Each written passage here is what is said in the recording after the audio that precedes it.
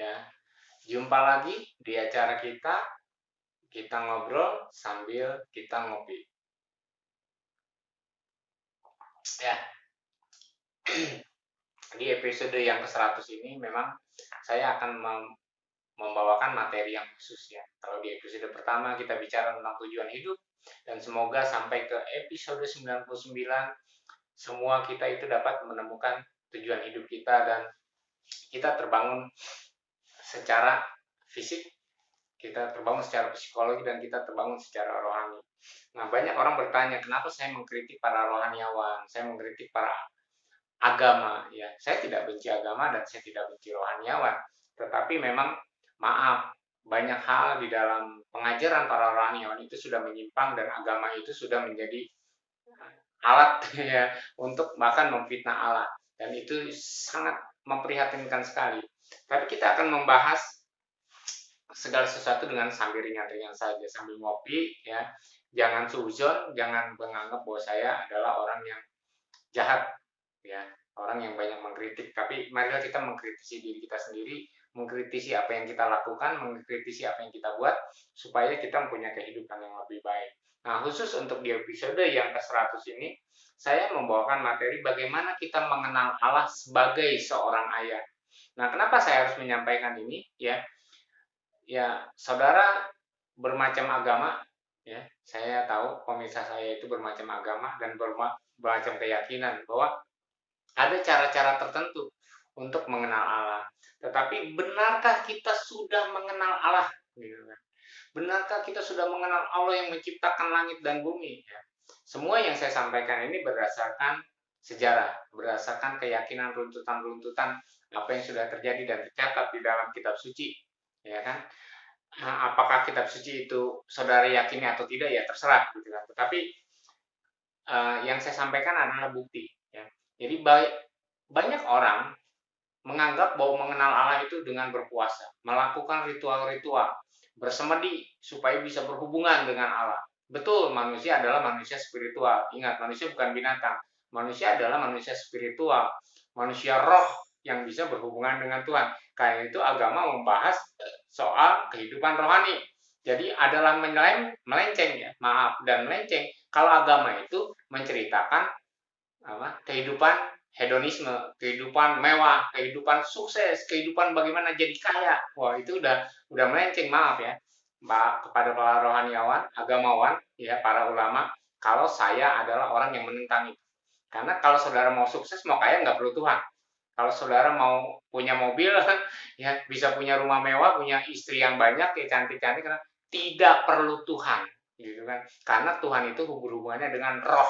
Jadi kita harus belajar di dalam roh. Jadi kita belajar agama bukan supaya kaya, bukan supaya bersenang-senang punya istri 70 bidadari gitu kan, atau punya istana yang mewah di surga. Bukan itu tujuan untuk orang belajar rohani, karena di dalam roh orang tidak kawin dan tidak mengawinkan, tidak makan dan tidak minum dan tidak BAB gitu kan. Jadi kalau rohani dibahas soal makan, minum, seks segala macam, itu sudah ngaco.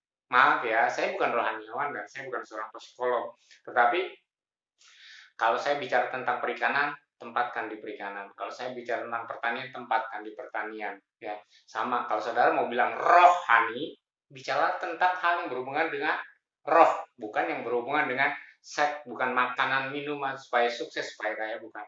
Jadi karena itu, ya, saya membawakan materi ini karena tidak ada rohaniawan. Ya, makan sedikit rohaniawan yang mengajarkan bagaimana cara mengenal Allah. Mengenal Allah itu seperti apa? Sebenarnya di dalam Islam sudah diceritakan bahwa Allah itu punya 99 nama, sifat, Ar-Rahman, Ar-Rahim. Nah, manusia itu sebenarnya sama, punya sifat yang sama seperti itu. Cuma ada katanya yang berbeda, yaitu maha. Allah itu maha pengasih, manusia itu pengasih. Allah itu maha penyayang, manusia itu penyayang. Karena itu di dalam episode sebelumnya, saya menyampaikan bahwa manusia itu bisa menjadi insan kamil, insan yang sempurna, manusia yang sempurna sesuai dengan gambar dan rupa Allah, ya kan, yang ditulis oleh Musa bahwa manusia itu segambar dan serupa dengan Allah secara karakter, pikiran, perasaannya dan keinginannya, ya, hak prerogatifnya. Manusia itu sama dengan Allah. Karena itu, yuk saya memperkenalkan diri, memberanikan diri untuk bagaimana kita mengenal Allah seperti seorang ayah.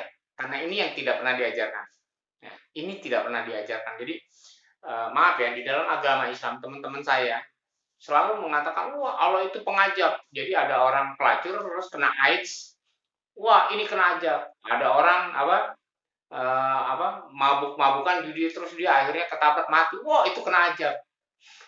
Jadi dia cuma mengenal bahwa Allah itu tukang ajab, gitu kan. Sedangkan tidak begitu di dalam Ar-Rahman Asmaul Husna itu tidak begitu. Ajab itu nanti di akhir zaman dia tidak ada. Sebenarnya Allah itu mengajab manusia. Itu adalah sebab akibat. Jadi kalau saudara main air, saudara basah. Saudara main api, saudara panas. Gitu kan. Saudara main hujan-hujanan ya kehujanan, sakit. Itu adalah hukum sebab akibat, bukan karena ajab Allah gitu. Ada orang eh, ngerampok orang gitu kan, nodong orang lalu dia lari akhirnya karena dia lari saking kencangnya terus diserempet mobil tabrakan mati. Itu bukan ajab, itu sebab akibat gitu kan. Nah, itu yang tidak dipahami dan tidak diajarkan oleh para ulama, tidak diajarkan oleh para rohaniawan bahwa ajab itu tidak ada. Ajab itu nanti manusia itu menghadapi penghakiman, karena untuk menghakimi itu harus ada ada proses ya yang sudah disediakan waktunya. Nah, itu salah satu contoh kenapa saya ingin mengajarkan kepada kita semua ya. Dalam arti gini, mengajarkan dalam sharing ya. Saudara boleh setuju boleh tidak bahwa Allah itu tidak dikenal ya, tidak dikenalkan gitu oleh para rohani ini sebagai apa kepada kita sehingga kita merasa jauh gitu kan. Nah, jadi harap ya dimaklumi ya. Mungkin cara saya yang agak berbeda ya. Apa arti mengenal?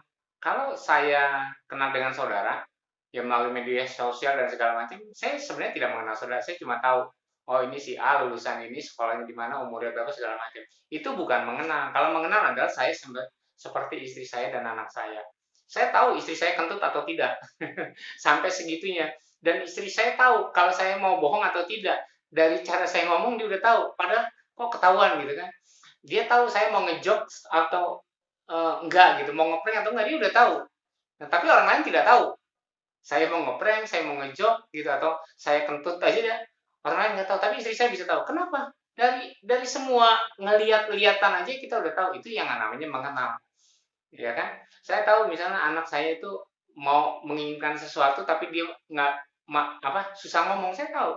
Nah, itu yang namanya mengenal. Nah, coba saudara yang para rohaniawan, saudara para ulama, coba tunjukkan, ajarkan kepada jemaat, ajarkan kepada masyarakat awam bagaimana saudara bisa nggak mengenal Allah itu seperti itu, lalu ajarkan. Nah, baru kita bisa tahu bahwa memang Allah itu bisa dikenal atau mau dikenal atau tidak.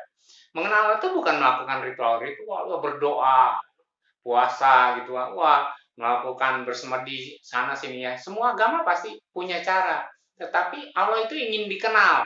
Ya, Allah itu ingin dikenal sama seperti saya mengenal istri saya mengenal saya. Nah, makanya saya mengumpamakan mengenal Allah itu sama seperti seorang anak mengenal bapaknya. Jadi, bagaimana Allah itu mendidik kita itu seperti mendidik anak sebenarnya. Jadi kadang-kadang Allah marah sama kita, tapi nanti dibaikin. Allah tidak mengajak kita loh, kalau kita berbuat salah, ya udah nak. Ya kan, bahkan di dalam beberapa literasi agama dikatakan Allah itu bisa mengampuni manusia sebanyak apapun manusia berdosa dalam satu hari. Itu kan cuma Bapak yang bisa melakukan, hanya bisa dilakukan oleh seorang ayah kalau anaknya berbuat salah. Anaknya salah jalan, dia cuma tegur tapi diperbaiki. Ya kan? Anaknya bahkan sampai di penjara. Saya pernah mendengar ada orang anaknya di penjara, dia bilang, ya kamu salah nggak apa-apa, kamu bisa memperbaiki diri, tapi aku adalah ayahmu. Itu adalah kasih seorang ayah. Jadi kebanyakan manusia adalah karena dia tidak mengenal ayah yang benar, maka dia tidak bisa mengenal Allah yang benar. Nah, karena di dunia ini yang namanya para laki-laki dan para ayah itu udah rusak gitu kan ya, termasuk saya sendiri. Saya sendiri merasa memang banyak hal dosa dan saya lakukan di dalam keluarga saya tidak menjadi ayah yang baik, saya tidak menjadi bapak yang baik bagi anak-anak saya. Karena itu saya memperbaiki diri ya, karena ketika saya tidak menjadi ayah yang baik, bapak yang baik bagi anak-anak anak-anak saya akan melakukan hal-hal yang jahat kemudian. Nah, jadi Allah itu bisa dikenal oleh anak-anak kita melalui diri kita, melalui dari dalam keluarga, di mana adanya pengampunan. Jadi teman-teman yang muslim, maaf ya, yang sering kali ngomong ajab-ajab, berarti saudara tidak mengenal bapak di keluarga. Karena bapak, ibu saudara di rumah, kalau saudara bersalah 100 kali pun dalam satu hari, dia cuma kesal, tapi dia tetap menganggap kita sebagai anak. Itu prinsip pertama, sebagai Allah. Jadi kebanyakan maaf ya, para rohaniawan, para ulama itu menganggap Allah itu sangat kejam dan menghukum. Sehingga kalau ada orang berdosa 1 kali, 3 kali saja udah, wah, sampai mereka mau datang ke masjid aja nggak bisa, malu. Sampai mereka mau datang ke gereja aja nggak bisa, malu. Karena selalu disindir dan disekitir gitu kan. Nah, itu ajaran tentang Allah yang salah, maaf. Itu ajaran tentang Allah yang salah. Kembali lagi, ajaran tentang Allah yang salah. Sehingga orang berdosa males untuk beragama. Bahkan orang berdosa udahlah, jahat-jahat saja. Sedangkan Allah itu tidak begitu. Bangsa Arab itu harusnya mati, habis, musnah, rata dengan tanah. Ya kan? Tapi karena Allah itu Maha Pengasih Penyayang, dia kirim nabi supaya bangsa Arab itu selamat semuanya. Tetapi kalau sudah selamat, sudah beragama, malah mengkafirkan orang kafir. Justru tujuan Allah itu menyelamatkan orang kafir gitu, bukan menghukum orang kafir. Karena penghukuman itu nanti di akhir zaman gitu. Tidak ada penghukuman saat ini di dunia ini, tidak ada penghukuman, maaf. Di dunia ini tidak ada penghukuman. Nanti penghukuman itu adalah akhir, ketika orang tidak mau bertobat baru dihukum. Selama manusia masih hidup, diberi kesempatan untuk bertobat. Sebab maksud dari kemurahan Allah adalah supaya semua orang itu selamat, bukan supaya semua orang itu dihakimi. Itu suatu pengajaran agama yang salah. Nah, ini karena apa? Karena saya tidak banyak orang mengkritik saya bahwa saya kayaknya mengkritik agama, mengkritik para rohaniawan atau ulama. Tapi maaf, memang itu adalah sesuatu pengajaran yang salah. Kita harus kembali kepada pengajaran yang benar. Siapa Allah yang sebenarnya? Allah yang sebenarnya hanya bisa dikenal di dalam keluarga. Ya, saudara tahu, kalau saudara punya anak, saudara atau punya seorang ayah, seorang ibu, sejahat-jahatnya kita akan tetap dianggap keluarga. Kita akan dimaafkan, kita akan diberi kesempatan, kita tetap disayangi. Jadi seorang anak yang nakal sekalipun ya pasti dikasih makan sama bapaknya. Betul? Seorang anak yang sebajingan apapun itu tetap disayangi, tetap diberi warisan kalau orang tuanya meninggal. Jadi semua haknya ada. Nah, itulah makanya saya katakan bahwa kita sebenarnya memerlukan bagaimana mengenal Allah yang benar. Ketika kita tidak memahami Allah yang benar, maka kita juga tidak bisa memiliki agama yang benar sebenarnya. Jadi, saudara bisa boleh beragama apa saja, ya. Itu no problem bagi saya. Ya, tidak bermasalah. Karena semua agama itu pasti baik. Tetapi ketika agama itu tidak mengajarkan bagaimana cara mengenal Allah, berkomunikasi dengan dia, maka agama itu tidak baik. Ya, karena kita kan belajar rohani supaya kita bisa berhubungan roh kepada Allah, gitu kan. Ini spiritual karena manusia adalah makhluk spiritual. Ingat, manusia adalah makhluk spiritual, makhluk jasmani dan makhluk psikologi. Ya, ada tubuh, ada jiwa dan roh. Semuanya itu harus bermanfaat. Jadi kalau manusia cuma berhubungan secara jasmani saja ya tidak bisa mengenal Allah. Allah itu kan roh. Barang siapa mengenal dia harus mengenal dia di dalam roh dan kebenaran gitu kan. Nah, itu yang harus kita pahami. Nah, jadi sifat Allah itu harus kita kenal. Ketika sifat Allah kita kenal, kita paham bahwa Allah itu Maha Pengampun misalnya. Ya, kata Maha Pengampun itu artinya memiliki pengampunan yang tiada batas. Ya, kalau saudara dengar-dengar khotbah orang rohaniawan ya, itu biasanya Allah akan menghukum, seolah-olah Allah ada batas. Terus Allah itu Maha Pengasih Penyayang, artinya kasih dan sayangnya itu tidak terbatas. Saudara mau berdosa 1000 kali sehari, saudara mau jahat berapapun tiap detik, tiap menitnya, Allah tetap mengampuni kalau kita mau datang dan mau bertobat, gitu kan? Datang dan bertobat. Jadi karena Allah itu Maha Pengampun, ya dia adil gitu, jangan dipermainkan. Tetapi untuk kesalahan yang sama, ketika kita tidak mampu untuk apa? Untuk berbuat benar dan akhirnya berbuat salah lagi, berbuat salah, Allah tetap mengampuni. Nah, cuma masalahnya bagaimana kita bertobat setelah itu. Itu yang penting bagi Allah, gitu kan. Karena itu dia selalu mengampuni. Jadi tidak ada orang yang diajab, gitu kan. Tidak ada orang yang diajab sebelum waktunya. Ajab itu penghukuman, penghakiman itu nanti terakhir, akhir zaman, ya kan. Selama manusia hidup, manusia diberi kesempatan untuk bertobat, melakukan hubungan dengan Allah. Nah, ini yang tidak diajarkan. Nah, saya ingin coba kita sama-sama bagaimana kita berhubungan dengan keluarga kita.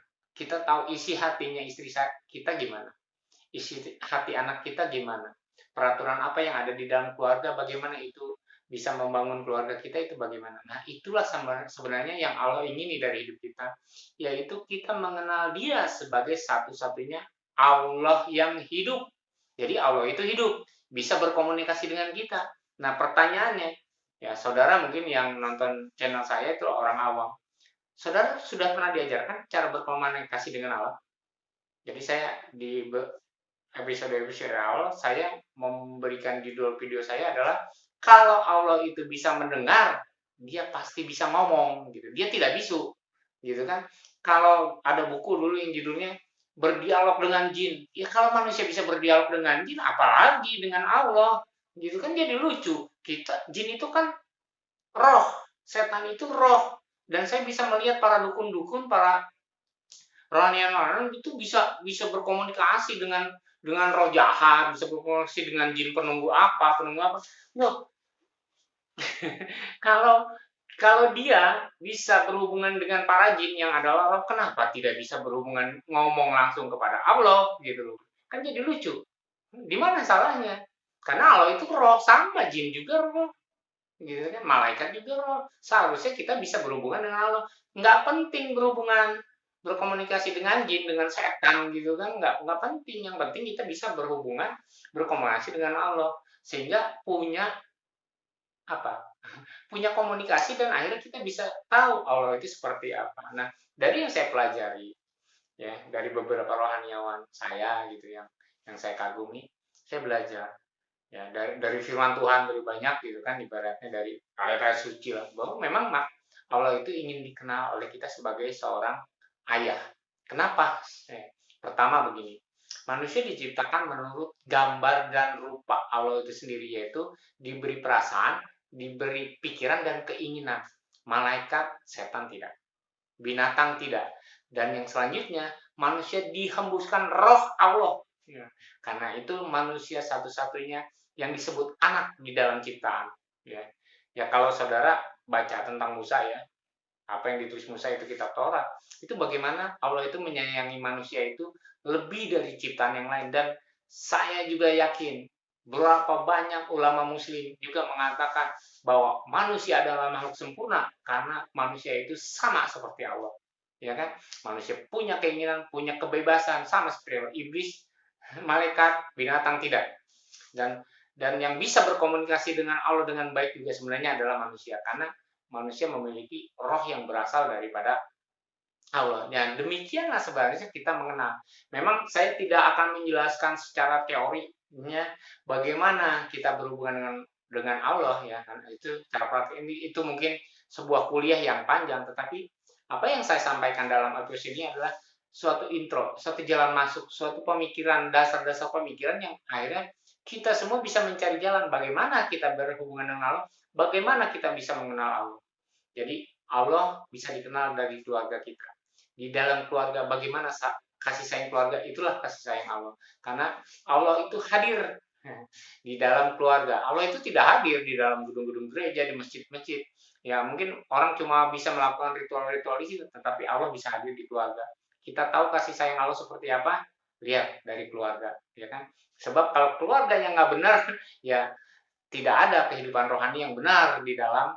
Saudara mau belajar agama apapun tidak akan benar menemukannya, karena di keluarga itulah sebenarnya Allah itu bekerja, menyatakan dirinya kepada kita bahwa itu dia pengasih, penyayang dan sebagainya macamnya. itu hanya ada di dalam keluarga. Jadi kalau kita beragama, punya komunitas agama-agama tertentu, tetapi di dalam keluarga itu tidak terbentuk spirit kekeluargaan, tidak ada Allah di situ. Karena Allah itu menyayangi manusia sama seperti seorang ayah menyayangi anak-anaknya. Jadi belajarlah bagaimana ayah itu menghukum anaknya, bagaimana ayah itu mengampuni anaknya, bagaimana ayah itu tetap memberikan warisan kepada anaknya, bagaimana ayah itu menyediakan makanan bagi anaknya, bagaimana ayah itu apa eh, selalu memikirkan anaknya walaupun anaknya jahat, gitu kan. Anak yang jahat kan yang paling dipikirkan oleh seorang ayah, betul nggak? Ya, kalau anak yang baik-baik saja, yang pinter, ya nggak bakal dipikirin di dalam keluarga. Tetapi anak yang cacat, anak yang penuh kekurangan, anak yang apa, yang mungkin bodoh, anak yang mungkin itu pasti yang banyak dipikirkan oleh Allah. Nah, rohaniawan tidak mengajarkan gitu. Justru rohaniawan itu menganggap bahwa semua manusia yang soleh, manusia itu yang disayangi oleh Allah. Tetapi yang bejat segala macam itu diusir, tidak berkenan. Nah, itu sebaliknya di dalam keluarga, justru yang dipikirkan oleh seorang ayah, dipikirkan oleh seorang ibu adalah anak yang jahat, anak yang miskin, anak yang mempunyai yang oh begitu banyak kekurangan, pasti itulah yang diistimewakan. Nah, demikianlah kita mengenal Allah di dalam keluarga. Ini hanya intro, pelajari Allah di dalam keluarga, bagaimana hidup spirit di dalam keluarga, pasti kita akan menemukan Allah, ya. Jadi sebenarnya kenapa agama itu gagal? Karena agama itu tidak mengajarkan manusia untuk hidup mengenal Allah. Allah itu siapa? Karakter Allah itu ada di mana? Karakter Allah hanya ada di dalam keluarga. Ya, saudara, ini hanya intro. Ya, saya tidak akan mengajarkan banyak teori karena waktu yang selalu terbatas dan saya batasi hanya kurang lebih 20 menit. Ya, tetapi kita sambil ngopi, ya, tonton video ini berulang-ulang, ya. Semoga kita semua mendapat pencerahan bagaimana kita mengenal Allah sebagai seorang ayah. Mungkin nanti di video selanjutnya, ya, saya akan membeberkan sedikit demi sedikit, membuka sedikit demi sedikit bagaimana kita bisa mengenal Allah dengan baik, ya. Bukan di dalam agama, tetapi di dalam hubungan langsung dengan Allah. Karena kita ini manusia spiritual. Kita terkoneksi kepada Allah karena Allah itu roh, dan kita adalah manusia roh juga. Terima kasih sudah menyaksikan. Jangan lupa ngopi, tetap semangat. Semoga episode 100 ini berdampak besar, ya, bagi pemikiran-pemikiran kita. Silahkan dikritisi, kritisilah diri sendiri, ya. Walaupun saya mengkritisi para ulama, para rohaniawan, tetapi saya tidak ingin menjelekkan mereka. Tetapi kalau yang salah adalah salah, yang benar adalah benar. Mari kita belajar sama-sama, ya. Belajar mengkritisi diri sendiri itu yang penting, dan belajar untuk menemukan kebenaran itu sendiri. Terima kasih.